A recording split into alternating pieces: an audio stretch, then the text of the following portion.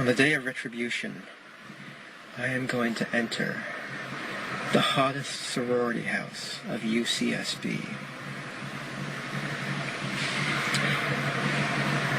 And I will slaughter every single spoiled, stuck-up, blonde slut I see inside there. All those girls that I've desired so much, they would have all rejected me and looked down upon me as an inferior man if I ever made a sexual advance towards them, while they throw themselves at these obnoxious brutes. Ladies and gentlemen, we're going to talk about the Kissless Virgin today, and it's not a day for laughs or jokes. It's a day for blame, because there's enough blame to go around. Welcome to the Savage Nation. I'm going to give you my opinion shortly, but I'm going to ask you to call in who you blame. Do you blame the parents, the therapists, Hollywood's exploitation of women, the pornography industry, social media, reality shows, blondes, radical feminism? Who do you blame? 855-407-282 is the phone number. It's the Savage Nation. It's the mass killings. Who do you blame? Topic number 2 is the disclosure of the CIA chief's identity by a mole inside the Obama administration. Was it really accidental? I don't think so. You hear what I say? It's just like the TV show Homeland. There are at least one, if not more, operatives inside the Obama administration working for the other side. Remember, they gave away our most advanced drone to Iran? Shall I list the 5 other things that have been done under this president of ours without a single investigation having taken place? Was the outing of the CIA chief accidental? I don't think so. But I know you're going to want to talk mainly about the Kissless Virgin. And again, I invite you to call at 855-407-282. Let me begin with this observation. When he put out his manifesto of who he was going to kill, and it was received by the 2 therapists that he was seeing on a regular basis, I'll repeat that, this spoiled, rotten, Hollywood psycho was seeing 2 therapists, apparently, on a regular basis. This spoiled, rotten Hollywood weirdo, whose father, you know about the Hunger Games. It's a show about genocide, by the way. The father had a hobby. The hobby was photographing naked behinds of women. He would go around the world, apparently, according to what we've read, and he would find willing women to expose their derrieres to his camera, whether it be in hotel rooms, alleyways, restrooms. I guess he paid them. I don't know, unless all the women want to be stars behind their derrieres. And then he would post his pictures and sell them. That's the father. The father now of this psycho did that. So who do you blame? That's point number 1. And before you start with the guns, by the way, I should add the list of who do you blame. The NRA. Let's add that for the psychos out there. Who do you blame? The NRA, parents, therapists, Hollywood, social media, reality shows, blondes, radical feminists. I mean, there's a lot of blame to go around, and everyone listening to this show, the Savage Nation, has their own opinion and wants to vent. And they've been waiting for me to come on the air to give you some of my views, which will be a little unique, a little different than what you may have thought or heard, which I'm going to do momentarily, but I've got to get up to it slowly. There are a couple of facts that I have to put out there. Before he went on the spree of running people over and killing girls and a young man, he shot 3 Asian men, 3 young, intelligent students who were his roommates. He killed them, rather. He killed them with a machete and a hammer. Now, I'm not saying that to say that they didn't use a gun and say, now let's let the guns off the hook, because I firmly believe that a mentally ill person has no right to buy a gun. And I mean that. The problem is who is mentally ill and who defines it.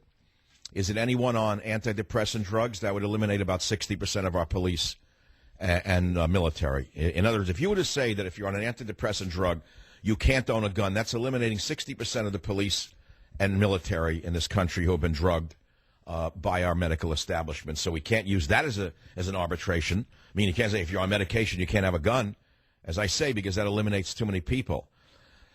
But remember what happened. He sent out a manifesto to the world, and the therapists allegedly immediately contacted the parents of the psycho and said, have you seen this?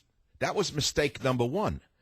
Now, the question is, why didn't the so-called psychologists call the police?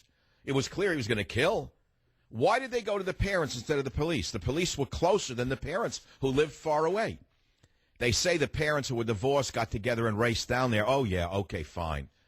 A little bit too late, obviously, but let's not so quickly blame the parents. I blame the therapist right off the bat because they had an obligation to call the police and say, we have a manifesto from a very sick young man.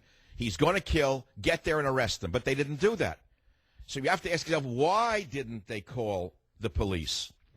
And my answer is simple. And I don't know if we'll ever get the truth of this, but I would conduct a homicide investigation, and I would include the therapists and the parents and all emails. And in that homicide investigation, I would want to see if there's ever been a communication from either of the psycho's parents which says, under no circumstance are you to call the police for any reason without calling us first. Because that's my guess. They sheltered and protected this spoiled, rotten Holly weirdo from the time he was a child. By the way, he was not working. He was not going to school. He was not a student at UCSB, which is an otherwise fine school. I'm a graduate of UC Berkeley. Believe me, it's a great system to this day if you major in the right fields in the sciences, not in humanities, let us say, or in something like, well, let's not go down that list. We know there's a lot of fluff courses that mean nothing whatsoever. But the point is, he was not a student, and he was not working. He had no job. He never worked a day in his life. Where did he get the money to buy those 3 weapons? They're very expensive guns. Well, we found out through investigation there's an answer to that question. The spoiled Holly weirdo got the money to buy guns from his grandparents, his grandmothers, who were coddling this useless trash. This useless trash was being coddled by the grandmothers. From the day of his birth, he was told he was great, he was wonderful, he was superior. He was better than everybody, and he was entitled to everything. And that everything, obviously, in his mind, included sex from any woman he wanted, which is where we enter the show today. We enter the show on the issue of sex, because at the end of the day, that's all that's on anyone's mind. There's an awful lot to talk about here, but let me say something that I'm not saying for shock value, but I truly believe, and you have to take it for what it is. I'm an older man, and I've been around a while, and I've been around men my whole life. I understand how men think. And I did go to high school, and I did go to college, and I did go to graduate school, and I did hang around with guys who were always looking for women, who never stopped looking for women, and I know how men think. And let me say this to you right now. A lot of men who could not score, so-called, with a girl became very angry, very frustrated, very lonely, but none of them that I know became murderers. What you do when you want to attract the opposite sex biologically is you appeal to them. And when you find out that you're not appealing to them, what you do is, with that anger and your rage, is you say, I'll show them, I'm going to do something, and I'm going to be really special in sports or in medicine or in the law or in art, whatever. And then all the girls are going to love me because I'm going to show them a special alpha male. That's what you do with that energy of wanting someone from the opposite sex. It's very much like animals presenting themselves with colorful feathers or with shows of force in the world of nature. That's what healthy animals do, is they appeal to the female of the species through their abilities, not by killing the female of the species. Of course, he was a psychotic. We understand that. We've touched on that. No one is saying he wasn't a psychotic. The kid was a psychotic for a very long time and should have been in a mental hospital.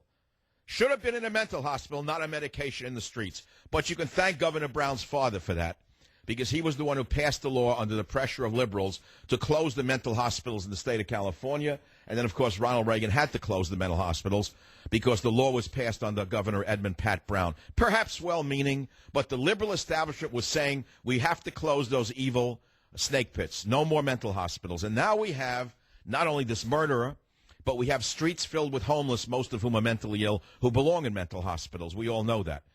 By any stretch of the imagination, they're not mentally sane, the homeless. Most of them are crazy, and they're capable of violence. I won't go into the homeless right now, but I want to go back to the main thread of what I'm saying to you. This boy belonged in a mental hospital from an early age. He was a sick boy. And it's sad to think about it, but I really would rather reserve my compassion for the girls he killed and the 3 Asian men he killed and the bicyclists he crashed into and threw through his windshield and the others who were injured by this piece of garbage. But again, I want to go back to my main point. Many young men between the ages of 16 and 25 are sexually starved and sexually crazy. Some of them are good-looking, strong, virile. They don't know why girls don't like them. I can't explain that. They don't understand why some of the ugly guys or the so-called, notice what he said? They pick obnoxious brutes. Did you notice that? Did you notice what the psycho said? They pick obnoxious brutes. That's what he said. But then he says, Neil, a little later on in clip number 2, I take great pleasure in slaughtering all of you.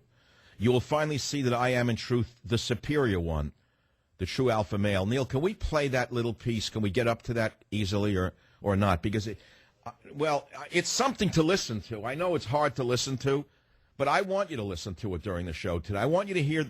When I watched the video, the 7-minute video of the psychopathic Holly weirdo, I couldn't stop watching it for 3 reasons. One, because I've never actually seen the face of a real psychotic. I've seen movies about psychos, but they don't match the face of a real psychotic. I've seen actors playing psychotics and trying to act crazy, but nothing is as crazy as a real crazy person, and nothing is as eerie and as frightening and as chilling as this little crazy boy's laugh as he says he's going to kill. Let's just play what we have, Neil, around that piece, even the beginning again on the day of retribution. I'll take great pleasure in slaughtering all of you. You will finally see that I am, in truth, the superior one, the true alpha male. You hear that laugh? Wait, listen to that. I mean, it's eerie. I mean, Hollywood could not produce a psychotic as real as Elliot Rodgers. But Hollywood didn't produce Elliot Rodgers, did they? He is flesh and blood, born of woman, the product of a father and a mother, and at the end of the day, he's responsible for his own acts. We all know that. But there's always something that puts somebody in the position of being responsible for their own acts, isn't there? Yes, we all have to take responsibility. That's why there are prisons. That's why there's the death penalty. We understand that. You don't execute the therapist or the parent. You execute the killer or the rapist or the murderer. That's what you do with execution. So they send a message out to others, don't do it or you're going to be executed. But he's dead. Thank God the cops got into a shootout with him. Can you imagine if we had police without guns? Can you imagine if the police had been disarmed the way the ACLU and the anti-NRA types would like in this country? Police without weapons, and they had to track this, run after this lunatic with walkie-talkies and mace. Again, I'll be back in a minute to ask you about this mass murderer, this Holly weirdo. Who do you blame? It's the Savage Nation. Be here or be nowhere. Hi, Elliot Rodger here. Well, this is my last video. It all has to come to this. Tomorrow is the day of retribution. The day in which I will have my revenge against humanity. Against all of you. For the last 8 years of my life, ever since I've hit puberty, I've been forced to endure an existence of loneliness, rejection, and unfulfilled desires. Poor boy. All because girls have never been attracted to me. No wonder. Girls gave their affection and sex and love to other men, but never to me. Smart. I'm 22 years old, and I'm still a virgin. I've never... Okay, that is the sound of a psychotic named Elliot Rodgers who went on a murder spree over the weekend. And there's so much to talk about. Again, we're going to get to your calls, but it's going to take me a while because I've asked you who do you blame, and believe me, there's plenty of blame to go around. I personally say the blame legally belongs to the therapists. If, God forbid, anyone listening to this show lost somebody in this rampage or was injured by this psychotic, I'll tell you right now, a good lawyer could sue the therapists for not having called the police, and there's only one thing you can do. And the reason I'm doing this is I want the therapeutic establishment to understand that they have a responsibility, and they're not fulfilling that responsibility. The only reason they wouldn't have called the police after receiving this YouTube tape, instead they called the parents, is because they were on an order for the parents. In my estimation, just guessing now, don't ever call the police without calling us first, because we want to protect our precious little son. Our precious little boy who has the new BMW, who's never worked a day in his life, who gets money from grandma, etc. So as I say, young men have sexual frustrations. That's what adolescence is. It's been written about from the beginning of recorded history. Poetry was written by sexually frustrated men who wanted to appeal to the female of the species. They try to appeal through their beauty, through their sensitivity, through their poetry. Gather ye rosebuds while ye may. Do I have to go back as far as that? Do I have to read the poetry? I'm not going to bore you with that. Men take that sense of insecurity, that desire to be popular, so to speak, and they channel it into something productive, whatever it may be, whatever your field may be. And they want everyone to understand how great they are. And in that way, they meet a member of the opposite sex. And insane times, they got married and had children. Insane times. That's before social media came along and destroyed the world. And now everyone thinks they're a star behind their bars. If they have 4 bars, they're a 4-star success story. If they reduce, the coverage is reduced to 1 star, they're only a 1-star personality that day. Everyone's a star behind their bars.